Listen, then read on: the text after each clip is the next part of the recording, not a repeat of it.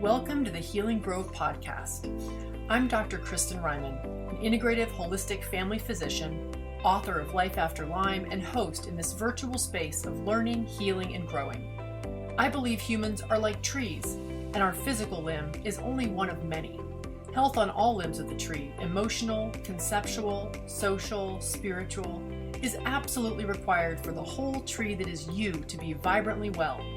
I created the Healing Grove podcast as a place to showcase some of the world's best integrative and holistic medicine, to expose you to transformative tools and mindset shifts for all limbs of your tree. I hope you enjoy our conversation in the Healing Grove today as much as I enjoyed having it.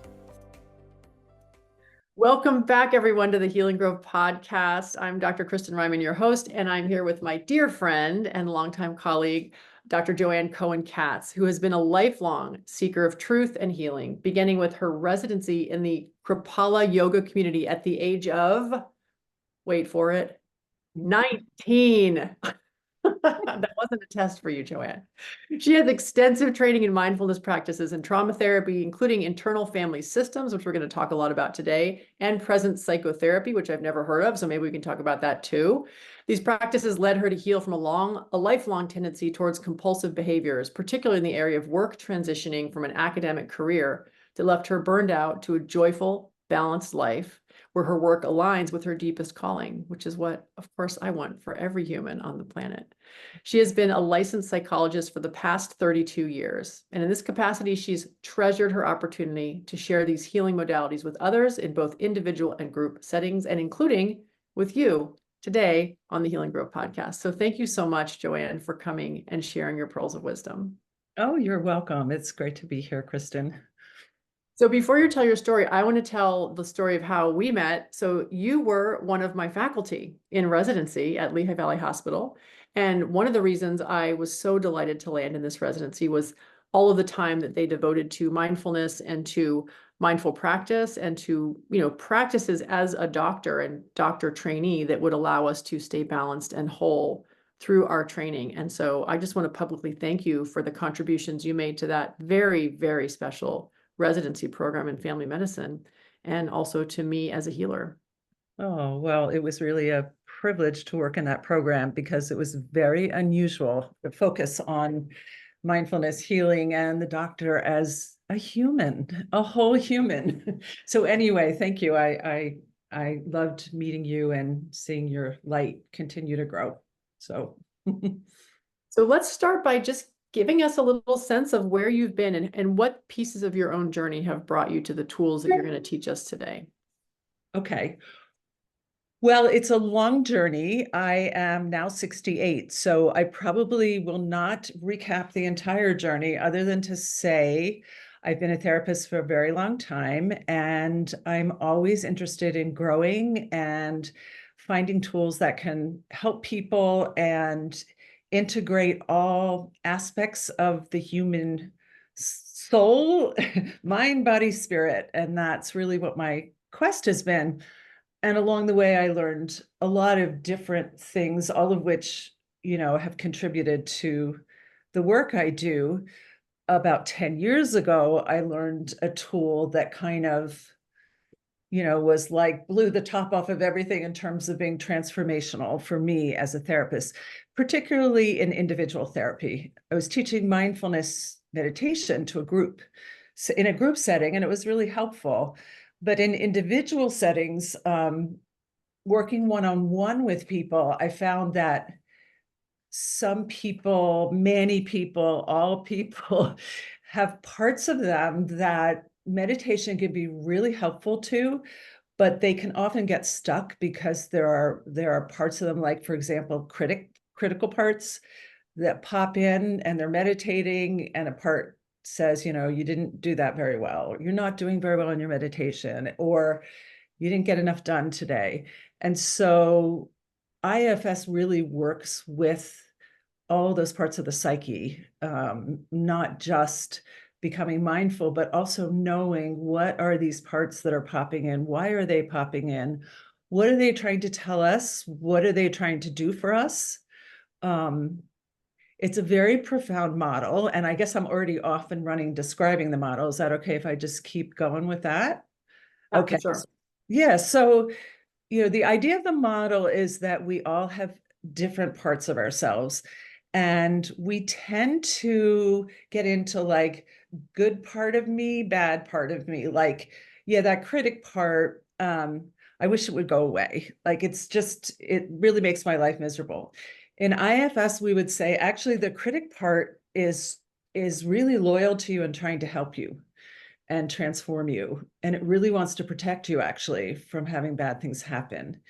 And if you start to really understand that part and what it's trying to do for you, you can begin to let that part trust you and work with it so that it doesn't have to work so hard and come in and keep doing what it's doing, because it'll start to trust that you're going to be okay without it. So one of the things that's really profound about IFS, in addition to this idea that we all have parts, and I'm going to define parts in a minute, because I have my sheets here with lots of definitions. So I'll give you one for parts. But there's also this idea and this belief that we all have self, and it's not little s self, it's big S self. Okay. Self can be called various things in various religions. It's Atman, it's God, nature, it's awareness, big awareness. It's really very spiritual. It's the part of us that holds wisdom. In fact, there's 8 C words, and I'll give you for self: calm, curious, compassionate, connected, courageous, clarity, creativity, confidence. So IFS says there's all these parts, and the parts get wounded and burdened going through life. We all have traumas that happen to us. And the more that happens, the more the clouds start to come over our inner world so that we don't necessarily feel access to self, right? And self, as you start with IFS to peel back and get to self, that's the healing agent that can help all the parts unburden themselves of all the stuff they took in and know that they can trust self and they can be their true nature, whether it's playful or fun or creative, because they have that connection to self. It's like an inner good attachment figure, but better is self, which is really nice because as a therapist, we always, in many models, we become the attachment figure that helps the person transition from maybe a toxic parent relationship to us holding a different kind of view of them. IFS believes that's inside. It's the inner work of self. And then our job as therapists is to get them connected to self inside of them. So that's a lot. Just tell me what made sense and what you want to hear more about. Well, the first thing I'm really fascinated by is this notion of this being almost a spiritual sense of self. And I just came off a week-long training. We were talking about Bill O'Hanlon's 3 C's of spirituality. Okay. You had 8 C's. So his 3 C's there were 3 of his 3 C's were in your 8 C's. And so it makes me think about just how much conversation there is about pieces of this in the world right now, right? Mhm. Like it feels like there's a lot of, there's a lot of people who are doing inner work and doing deep work. I am also thinking about like people talking to their inner child. Like, is there any overlap with that practice and parts there? Yeah, definitely. So the inner child is we actually all have inner children. We have a lot of parts in the IFS world. We have inner children and they hold so much creativity, wisdom, joy, playfulness. Now in the IFS world, they in their purest form, they're self-led. So you can have parts that are like really in connection to self and they're self-led. What happens to all of us, as I was saying, is those parts, the inner child parts sometimes get burdened. We'll have these experiences that we all have. You go to school and somebody says, oh, what is she wearing? She's weird. And suddenly that joyful inner child part has been burdened, Right. So the IFS model is to get in touch with what we actually do in the model is find out where the wounding has been and what wounding is affecting what's going on right now that the person is bringing in as a symptom. And the symptom will often take you back to what we call the exile.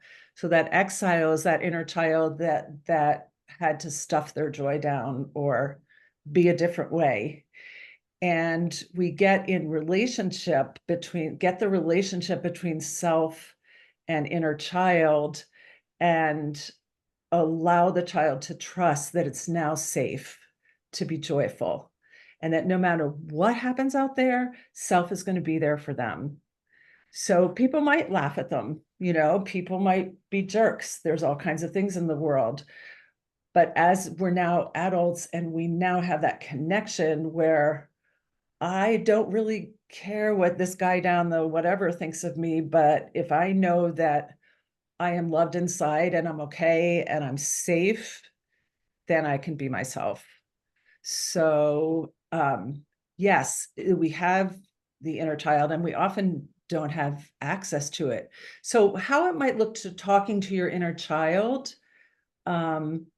once the part has been unburdened, yeah, I will ask my parts in a situation like, how are you doing today? How are you feeling? And there may be this feeling like something's not right. And I will sometimes ask my younger parts, like, what do you feel like doing today? Like, I get that you're not really jazzed about my schedule. Like, what do you need today? And they will tell you things like what an inner child might say in another kind of work, like, I want to color, or I want to just hold a stuffed animal, or I want to be out in nature. And it's such a gift to get that information, as I'm sure you know, because that's so enlivening. And and then the child might be like, okay, I'm good, I can handle that list you have to get through or whatever. So after the part's been unburdened, then we have access to it. We can talk to the parts and say, what do you need? So in a session, is somebody literally having a conversation and playing both sides of the conversation?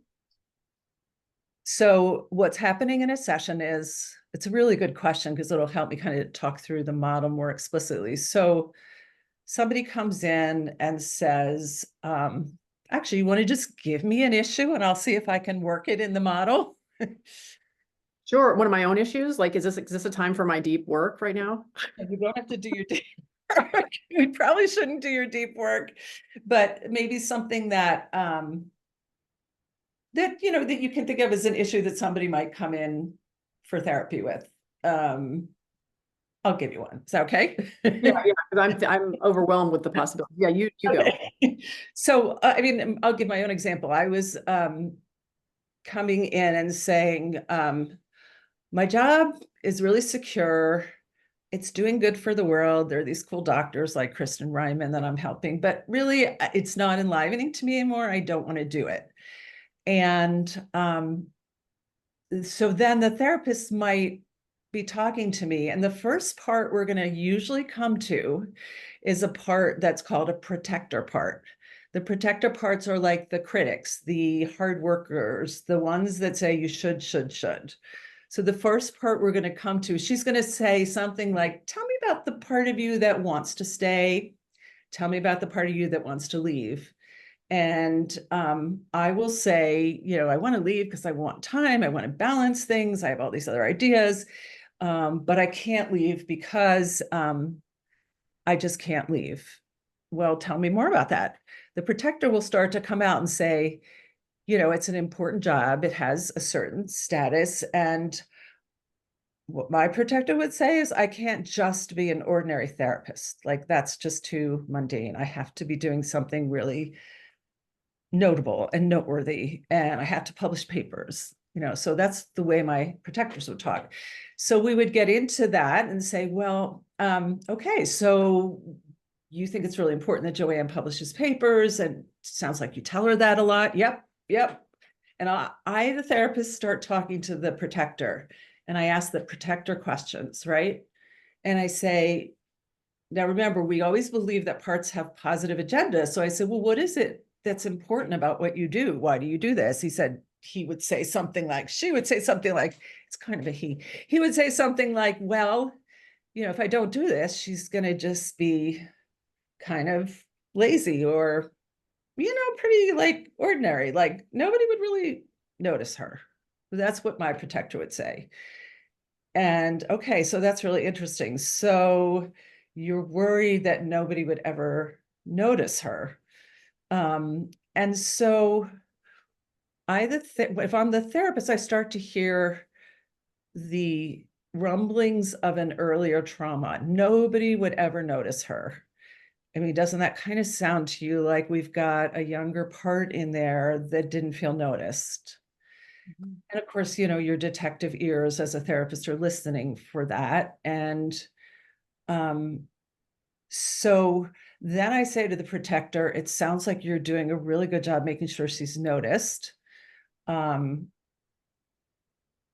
it be okay if we tried something different? Because it sounds like you've been telling her this all your life and her life, and it sounds like it's worked, but there's still a way in which she doesn't feel noticed no matter what she does or what you tell her to do. It's more complicated than that, but that's the essence of it. And if you have a good relationship with the protector and they trust you, the therapist, and again, it's really, now we have the self of the therapist trying to have these conversations with the client's parts, just to clarify that. Would you be willing to kind of relax a little bit and just watch what happens if I try something different? Because I'd like to actually talk to the part of you that never feels noticed, part of Joanne, right? So often, well, everything can happen there. Lots of protectors will say, nope. But we learn how to work with them. And eventually, ideally, the protector steps aside. And it's kind of magical. Pretty soon after that, the client will start to get in touch with where the wounding happened in their life.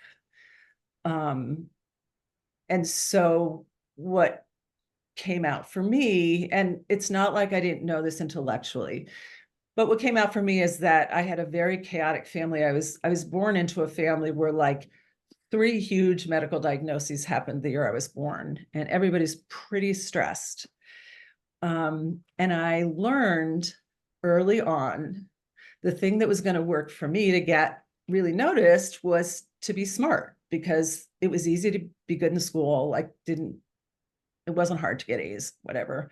And I noticed that that really jazzed my parents. When I got an A, they were excited. They connected with me. So that part learned, if you want to be seen, you have to be smart. You have to be smart in a certain kind of context, more academic context.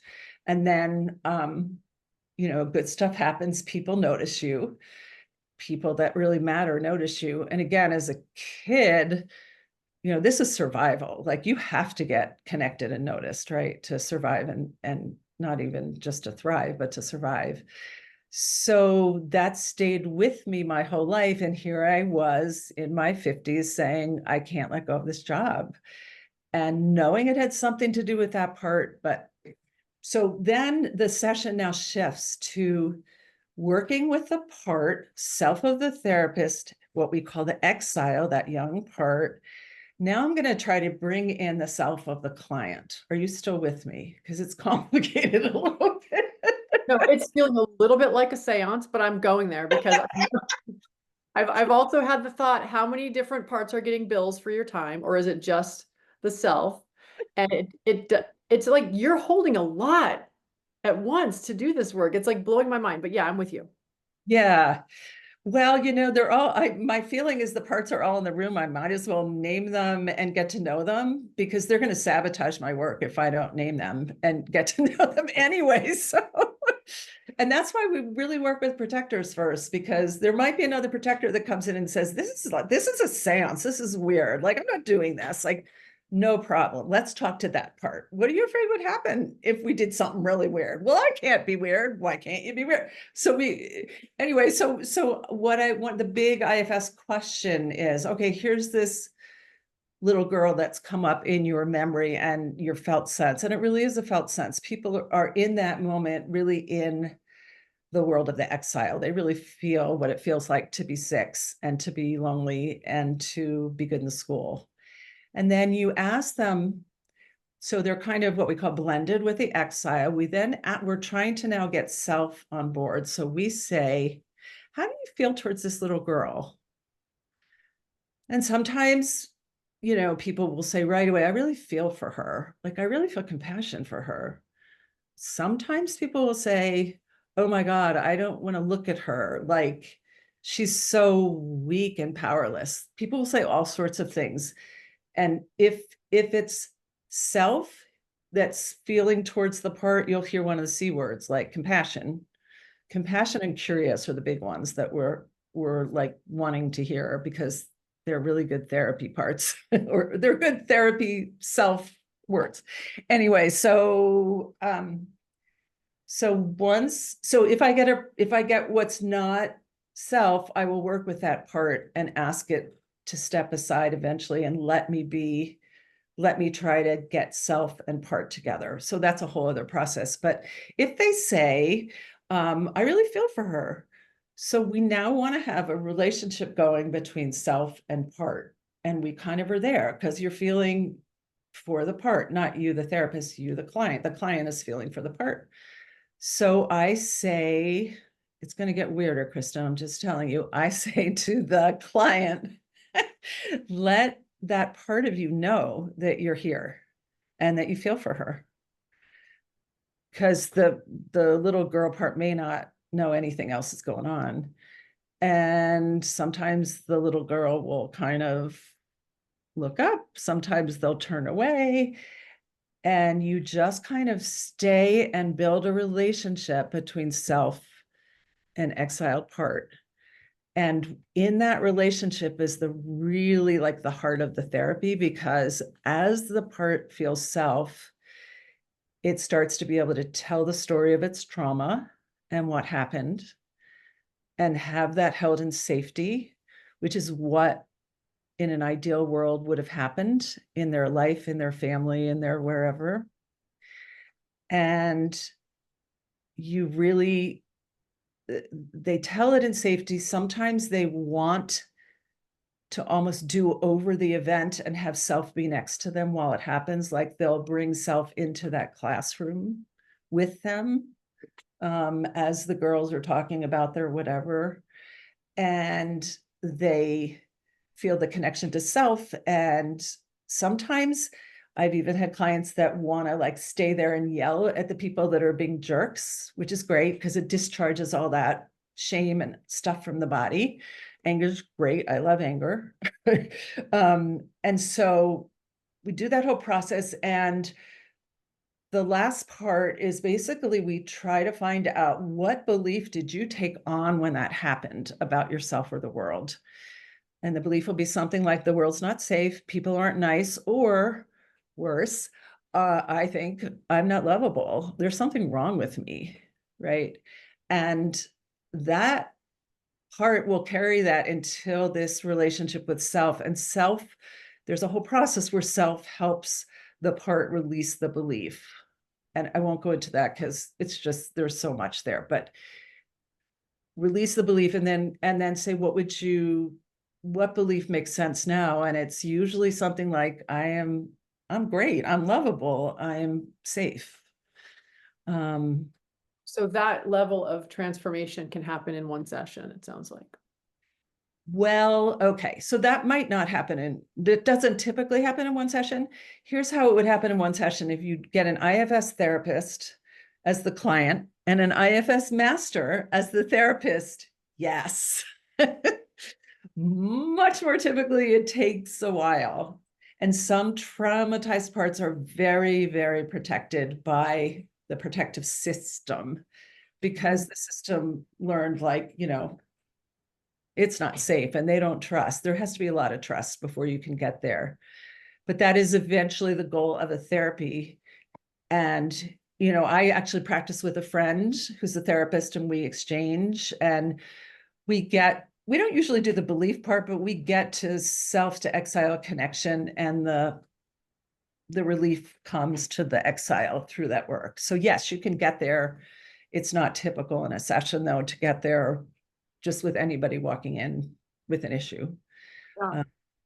Yeah. It's interesting. It seems like such powerful work. How many therapists are doing this? Like, how integrated has this become into training for therapists? Well, the field is the field of IFS therapy is exploding and has been exploding. Dick Schwartz's book came out in like the late 80s. Dick Schwartz is the founder of the model. And it's exploding. It's almost like reminds me of what mindfulness was like about 10, 15 years ago, where it was starting to just really be everywhere. I'll tell you that they train hundreds, if not thousands of therapists in a year, certainly high 100s, and they can't get enough sessions going. In other words, the sessions are always, there's always a wait list. Like I have friends that have not been able to get into a level 1 training for months and months, and sometimes years, because, and they're trying to, keep the training growing, but of course there's standards. You want it to be done with integrity. There's a big movement to train more people of color, and more, minority folks to be therapists. It's being used it's just like mindfulness in, law, physical medicine, rehab, all kinds of settings.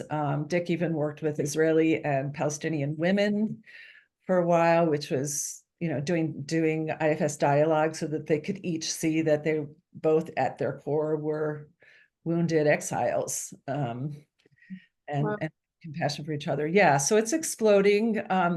It's hard to, I mean, even in the Lehigh Valley, I think I was one of the first, if not the first, to get certified in the Valley. There's like 5 or 6 now, but with mobile therapy, with telehealth, there's therapists everywhere now that you can work with. Lots of therapists in Philly, big group, of course, in New York, Boston, big centers. Awesome. So, And yeah. we'll include some links at the end and in the show notes to find those people if people are looking for a therapist who does IFS. Yeah. Yeah.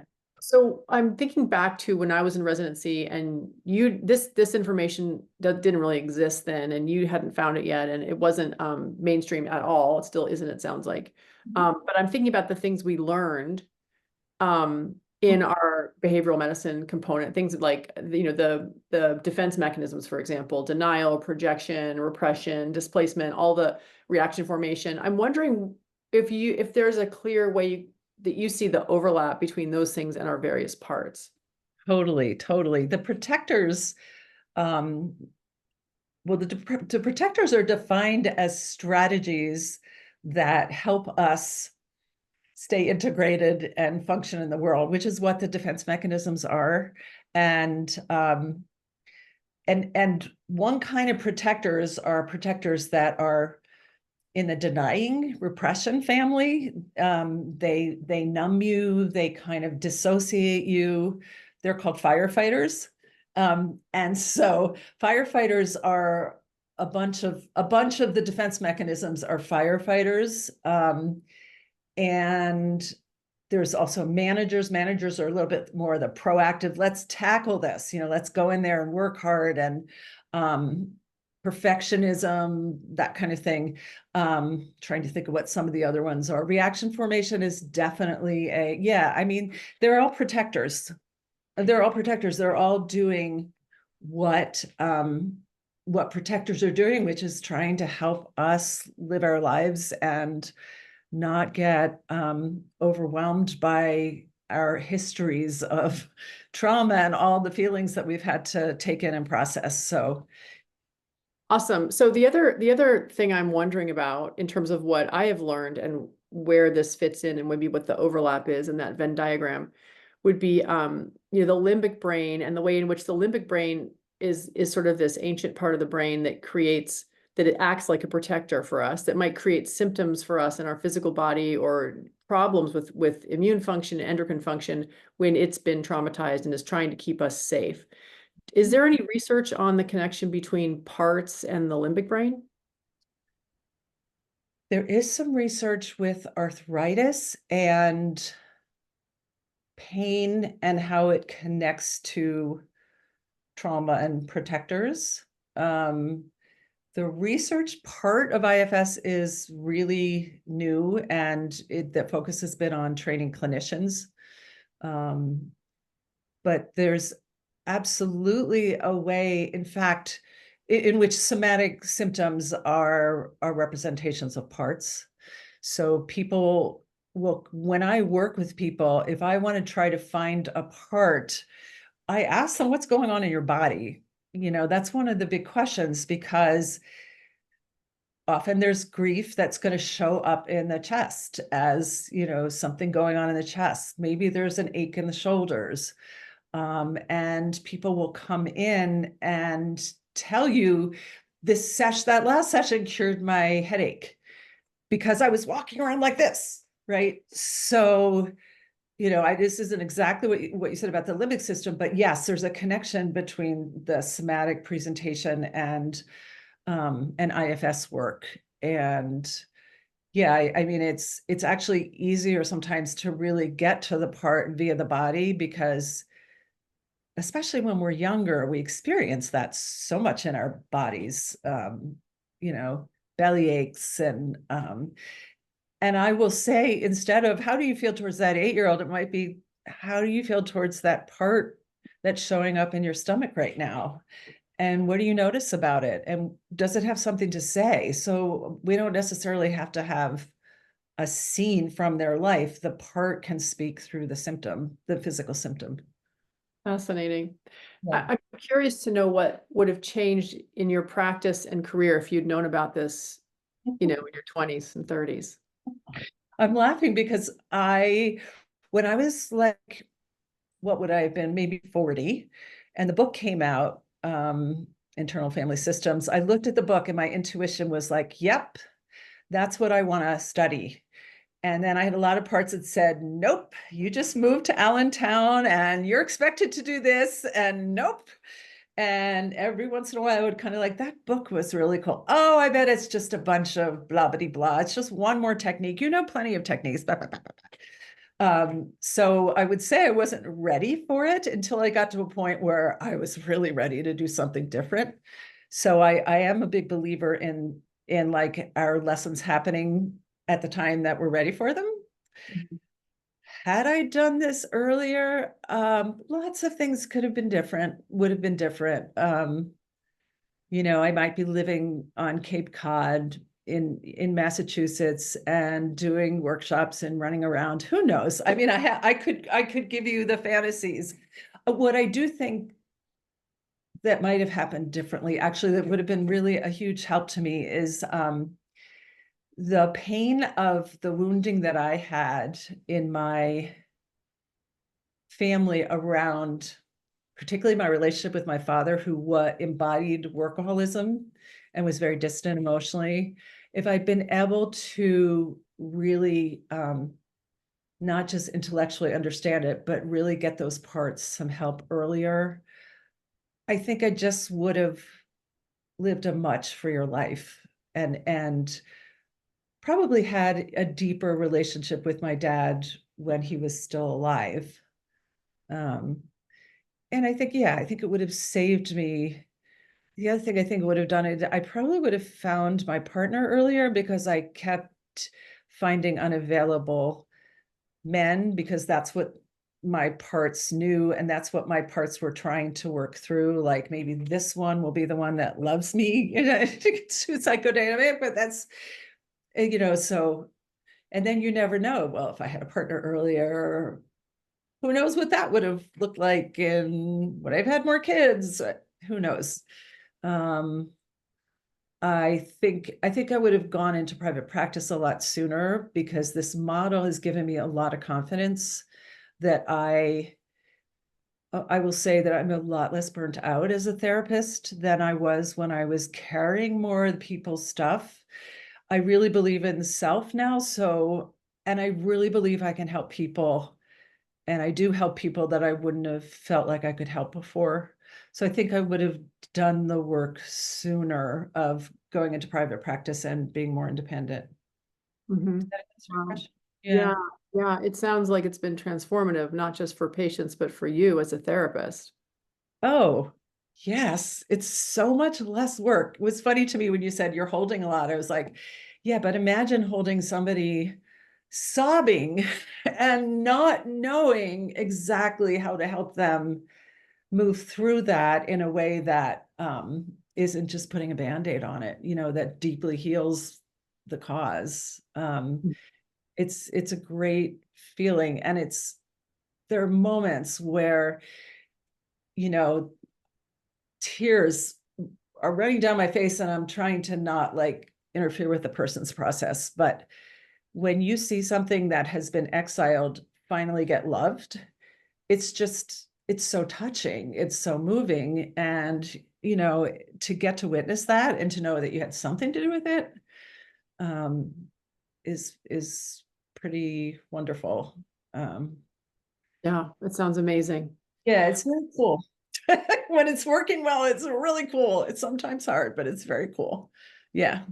So is there anyone who shouldn't consider looking for an IFS practitioner? Like who shouldn't do this work? Oh, good question. No, there is not anyone who shouldn't. They should make sure if they have a complex trauma history that the therapist has complex trauma experience using IFS. That is not a hard ask. In other words, a lot of people do. It was interesting. I was listening to your call and somebody was asking about EMDR and was that too dangerous for somebody who has a lot of trauma that could just come out? And why I think IFS is such a good trauma model is it really works with protective systems and respects them. We never, ever try to just barrel through a protector and say, kind of get out of the way. We negotiate with the protector and make sure it feels safe. So therefore, the trauma work could proceed at a pace that's safe for the client. Did that make sense? Yeah. Somewhat. Yeah. Basically, if you have a good practitioner, someone who's able to really safely manage all the different dynamics of the relationships that come up and all the personalities that come up, really. So tell me about multiple personality syndrome. And is that actually all of us and we've just got a lid on it? Like, yeah, okay. We love to say that we all have multiple personality disorder. I did have a lady once say, I went home and told my husband, Dr. Cohen-Katz thinks I have multiple personality disorder. And I said, well, don't worry, I do too, The difference is in somebody who has what we now call dissociative identity disorder, which has replaced MPD, is that their parts are often so exiled that there's no they're just more exiled and walled off. And so it's harder to get to them. The protective systems are much more sort of cemented, and parts, when they take over, they blend and take over the system in a way. Like I can tell you, I have a part right now that blah, blah, blah, blah, blah. But if that part were to just take over my personality, I might know it was there, but I wouldn't have any distance from it. So if that makes sense. So yeah, but yeah, we all have it. I mean, we're all, and if you look at, I mean, even Freud said, id, ego, superego, which are parts. When you think about it, the superego is the part that's saying, don't do this, don't do this. And its part is the part that's going, I want to do this, I want to do this. They're parts, So a lot of therapies have it. It's just that, and there are a lot of parts therapies that aren't IFS. The thing that IFS brings that's different is the self to part relationship and the idea that everybody has a self. Everybody has a self, and all parts are good and have good intentions, and there are no bad parts. Those are some of the core beliefs. So even parts that do things like cutting, suicidal parts, they're all parts that have good intentions and positive agendas. Cutting is a firefighter. It's often trying to numb us and take us out of a painful situation. And so and cruel parts also are trying to help us keep us from feeling maybe shame about something that happened to us by then like projecting it onto someone else. Like if I'm mean to her, I feel better. And I don't have to feel all the shame that's here. Actually, narcissists are thought to have many, many, many shamed parts that, they have to keep going and being special so that they don't have to feel the shame that's in there. So, Wow. Well, it sounds like a whole philosophy, a whole system that's really built on a lot of assumptions about humans that are, that leave us kind of in a good standing. Like it makes us look like, it sounds like there's no danger in getting to know yourself better because what you find is going to be good.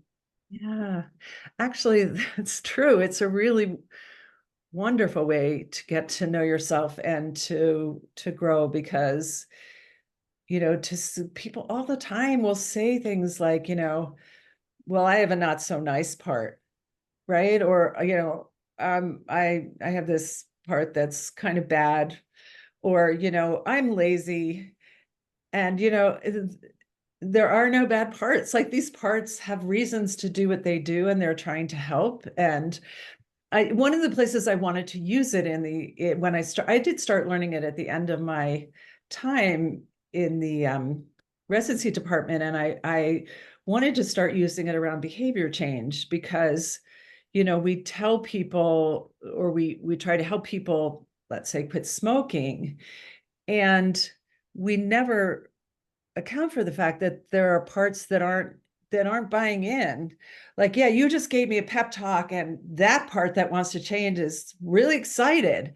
But when I go home, I'm going to meet inside me the part that's like, screw that. I'm not doing that.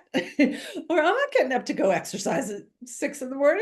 Who gave us that idea? And if you listen to those parts, they have a lot of wisdom. Maybe they're going to tell you something like,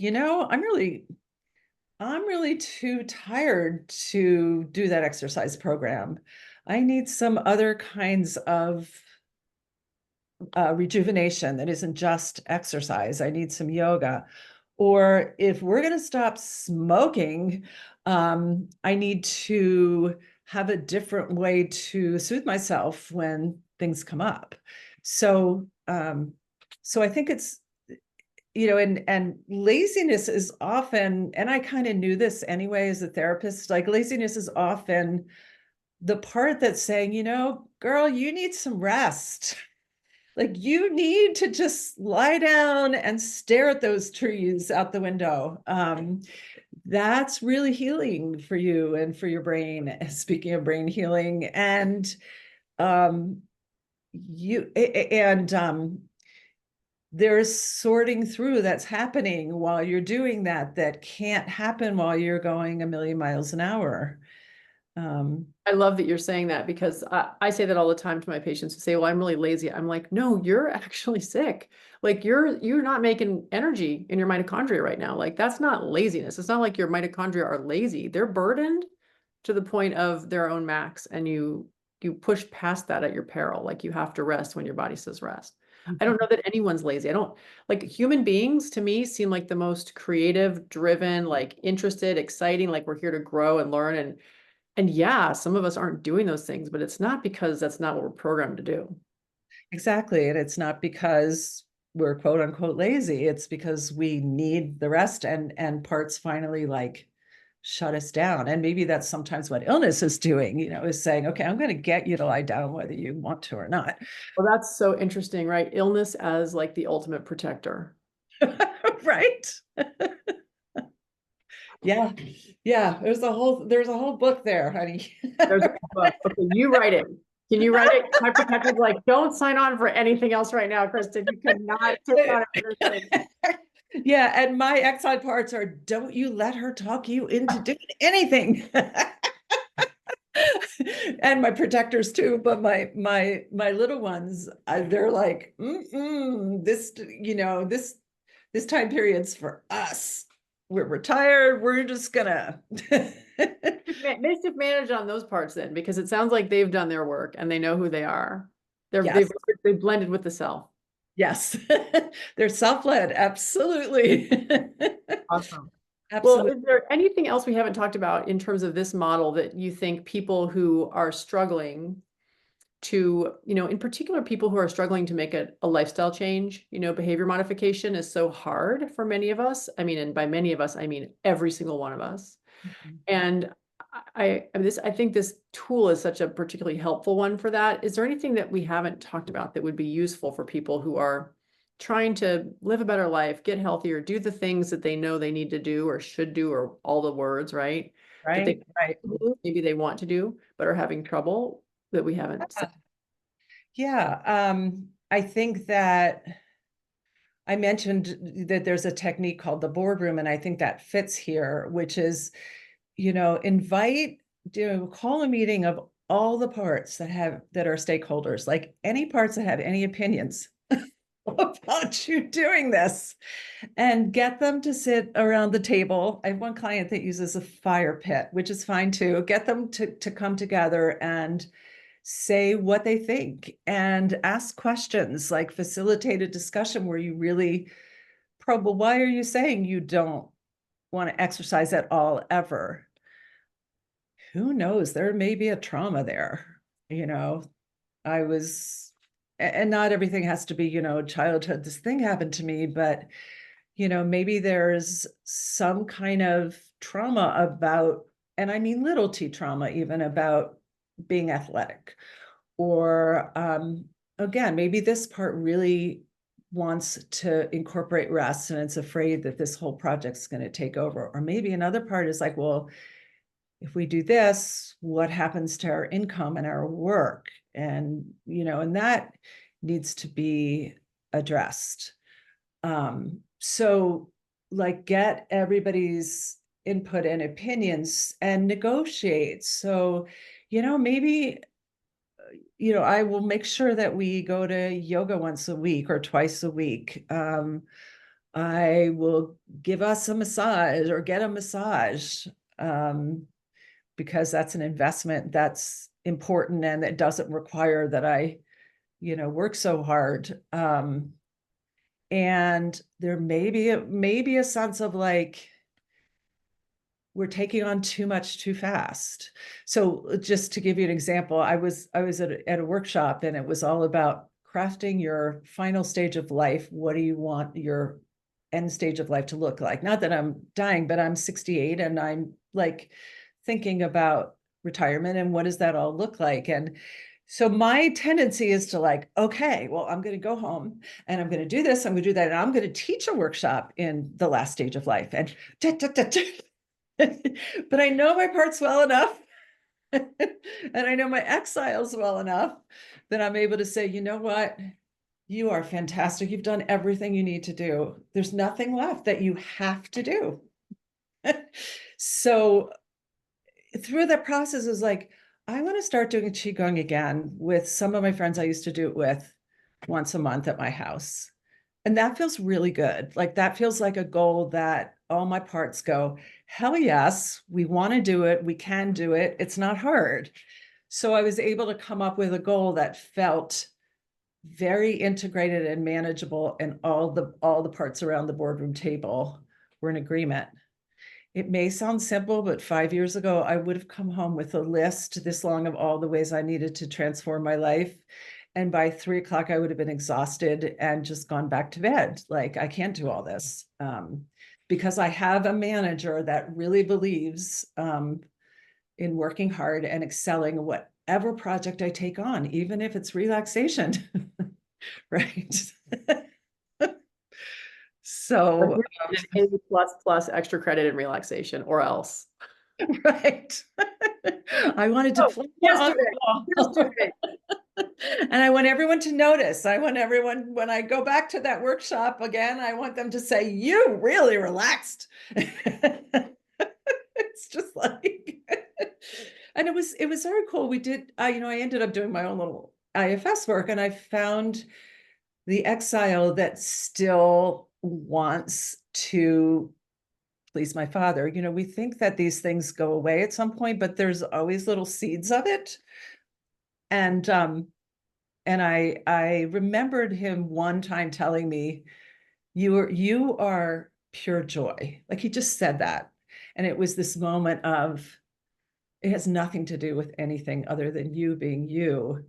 And I really, like, I made that my mantra, so that when I do behavior change, I'm not doing it to please any internal wounded parts. I'm doing, or any projections, I'm doing it because my parts all really want to do it.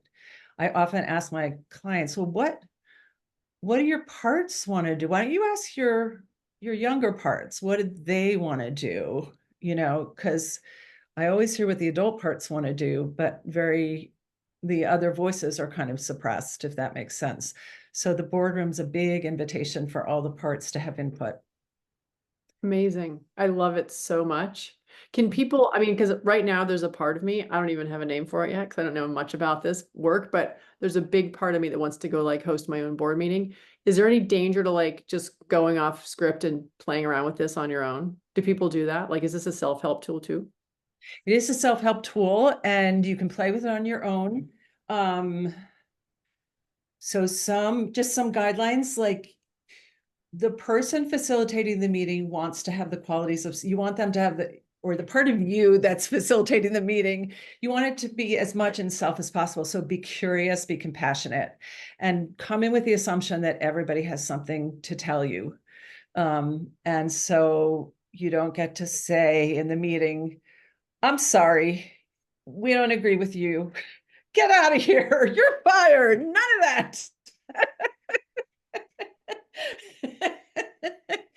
that. Note taken, go on.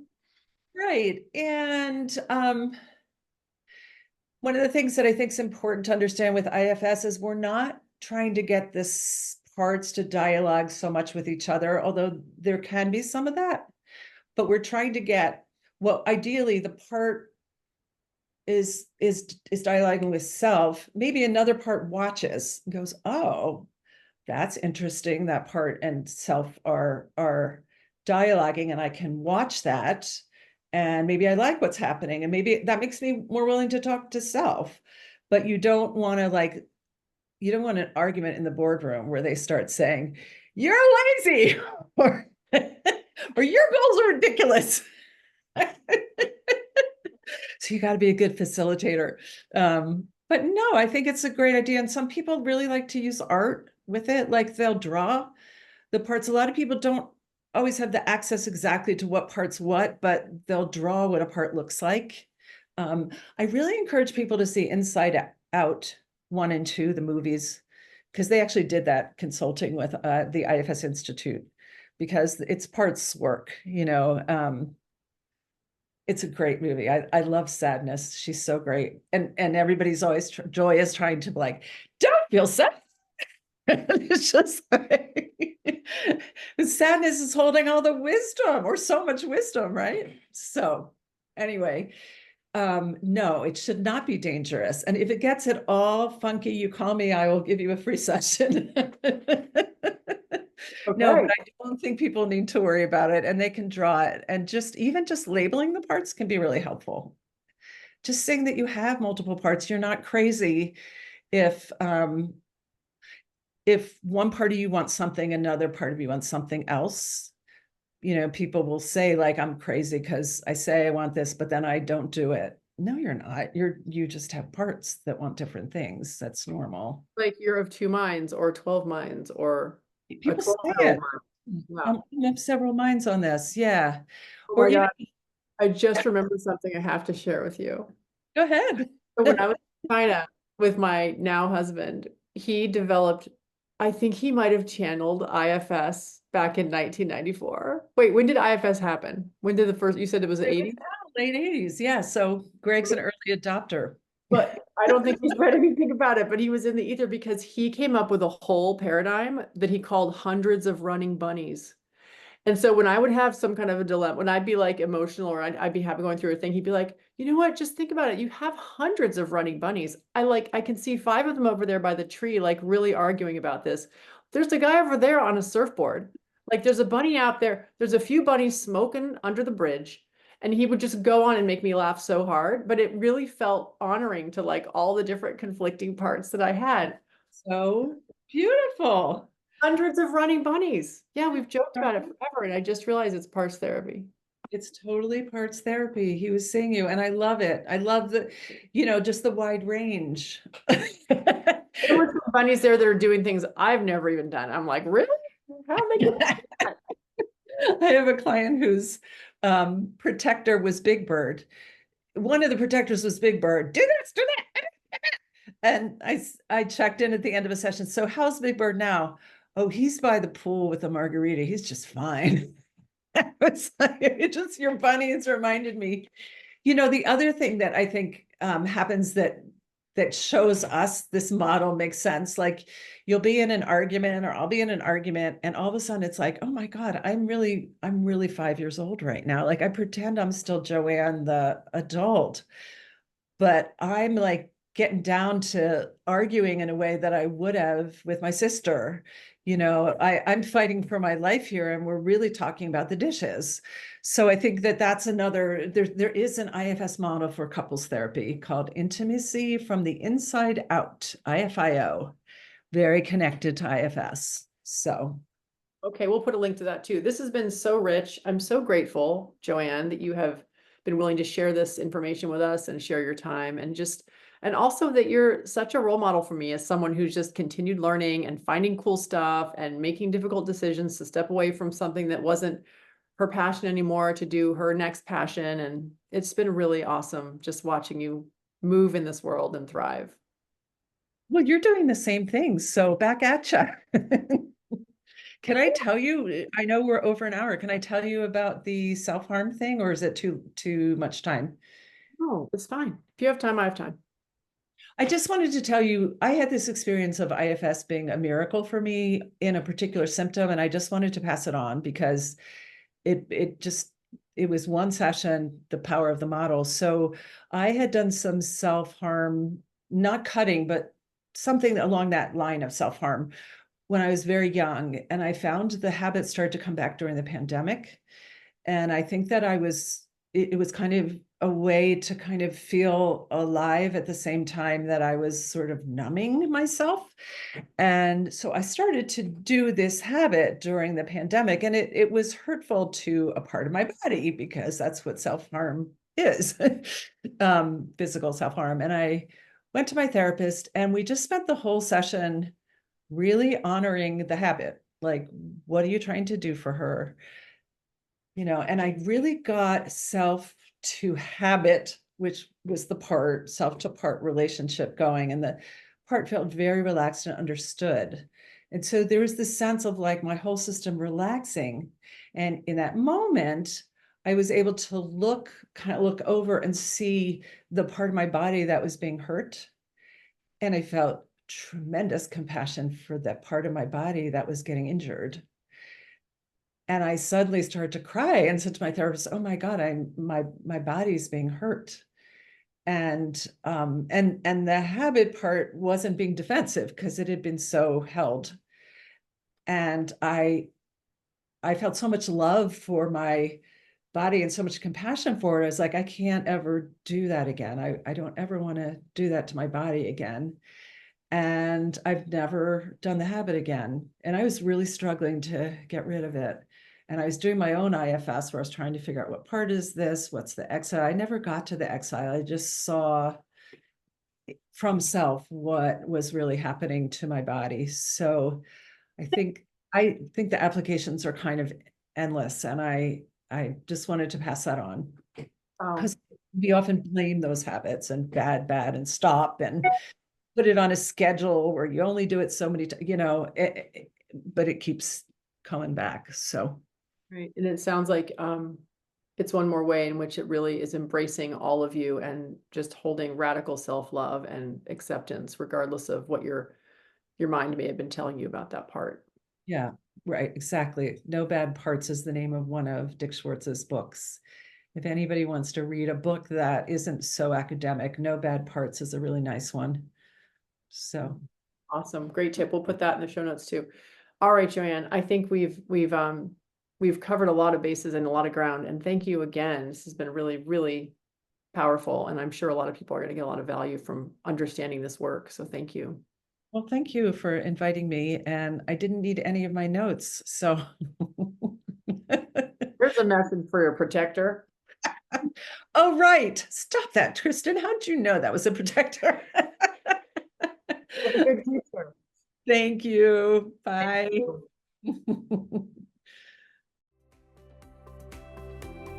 I hope you enjoyed this episode of the Healing Grove podcast. If you liked it, please be sure to like and subscribe. And if you want to deepen your experience further, consider grabbing a copy of the Healing Grove Playbook. With journal prompts for this podcast and 41 others, it's the perfect place to record your learnings, keep track of the tools you explore, and reflect on your own experience. Finally, it's important to mention that even though I am a doctor, nothing you hear on this podcast, whether from myself or my guests, constitutes medical advice. Any intervention you try should always be discussed with and supervised by a trusted member of your own healing team. Thanks for listening, and see you next time in the Healing Grove.